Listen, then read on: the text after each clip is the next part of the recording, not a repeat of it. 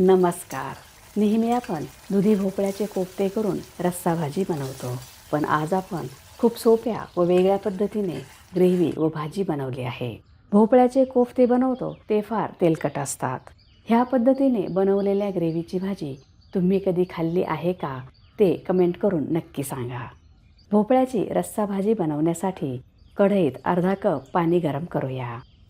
त्यात 3 उभे कापलेले टोमॅटो, हे कमी आंबट आहेत. टोमॅटोचा देठाकडचा भाग कापून टाकला आहे. काजू 10 ते 12, हिरव्या मिरच्या 2, हे शिजवून घेऊया. त्यासाठी ह्यावर 5 मिनिटांसाठी झाकण ठेवूया. तोपर्यंत एक वाटण करूया. मिक्सरच्या भांड्यात 2 हिरव्या मिरच्या, 1 इंच आल्याचे तुकडे पाणी न घालताच वाटून घेऊया. ताज्या वाटणामुळे भाजीला खूप छान चव येते. 5 मिनिटे झाली आहेत. टोमॅटो शिजले आहेत. हे असेच थंड होण्यासाठी ठेवूया. तोपर्यंत बेसन पिठाचे मिश्रण बनवूया. एका बोलमध्ये बेसन पीठ पाऊण कप, 1 मोठा चमचा तांदळाचे पीठ, हिंग पाव छोटा चमचा, ओवा पाव छोटा चमचा, धने पावडर पाव छोटा चमचा, जिरे पावडर पाव छोटा चमचा, गरम मसाला पाव छोटा चमचा, हळद पाव छोटा चमचा, लाल तिखट पाव छोटा चमचा, अर्धा छोटा चमचा आले व हिरव्या मिरचीची पेस्ट, चवीनुसार मीठ, थोडीशी कोथिंबीर. आता थोडे थोडे पाणी घालून मिक्स करूया.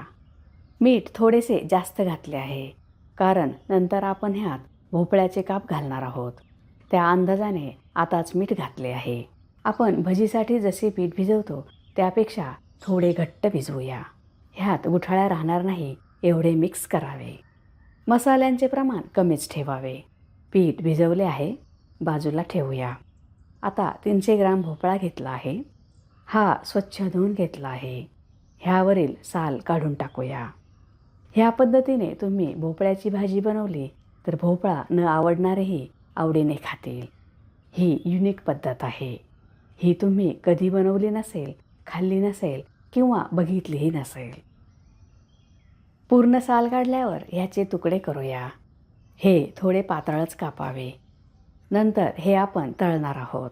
तळतानाच हे शिजले पाहिजे एवढे पातळ करावे. भोपळ्यात बिया नसाव्यात, नाहीतर खाताना त्या छान लागणार नाही. हा भोपळा कोवळा आहे. भोपळा कापून घेतला आहे. बेसनच्या मिश्रणात भोपळा हातानेच मिक्स करूया. बेसन पीठ भोपळ्यावर कोट झाले पाहिजे. पातळ वाटले तर थोडेसे बेसन पीठ मिक्स करू शकता. बेसन पीठ लावले तरीही भोपळा दिसला पाहिजे. पूर्णपणे वरून पिठाने झाकू नये. हे असेच 5 मिनिटे ठेवूया. 5 मिनिटानंतर कढईत तेल गरम केले आहे. भोपळ्याचा एक एक तुकडा वेगवेगळा सोडूया. बेसन पिठाचे प्रमाण कमी असेल तरच भाजी चवीला छान होईल. हे व्यवस्थित तळले आहेत, काढून घेऊया. सर्व भोपळ्याचे तुकडे ह्या पद्धतीनेच तळून घेऊया. आता टोमॅटो थंड झाले आहेत. ह्यावरील साल काढून टाकूया. तुम्ही चॅनलला सबस्क्राईब केले नसेल तर सबस्क्राईब करा. बेल आयकॉनवर क्लिक करा. त्यामुळे तुम्हाला नवीन रेसिपीचे नोटिफिकेशन्स मिळतील. व्हिडिओ आवडल्यास लाईक करायला विसरू नका. मिक्सरच्या भांड्यात थंड झालेले साहित्य पाण्यासहित ओतूया. अर्धा कप पाणी पेस्ट करून घेऊया. पेस्ट करून घेतली आहे. आता ग्रेव्ही बनवूया. कढईत 4 मोठे चमचे तेल गरम झाल्यावर अर्धा छोटा चमचा जिरे तडतडल्यावर हिंग पाव छोटा चमचा, बेसन पीठ 1 छोटा चमचा, काश्मीरी लाल तिखट अर्धा छोटा चमचा, हळद पाव छोटा चमचा, धने पावडर 1 छोटा चमचा, हिरव्या मिरच्या व आल्याची उरलेली पेस्ट परतून घेऊया.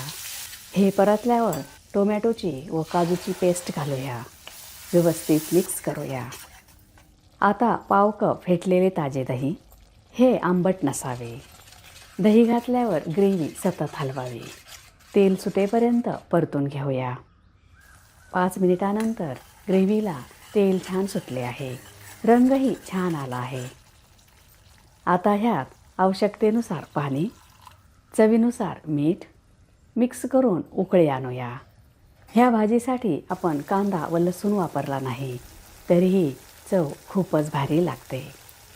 आता गरम मसाला 1 छोटा चमचा, कसुरी मेथी 1 छोटा चमचा, 2 हिरव्या मिरच्या, थोडीशी बारीक कापलेली कोथिंबीर.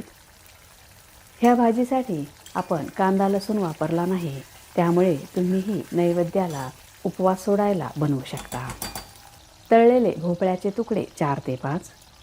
इथे थोडेच तुकडे घातले आहेत, बाकीचे भाजी सर्व करताना वापरणार आहोत.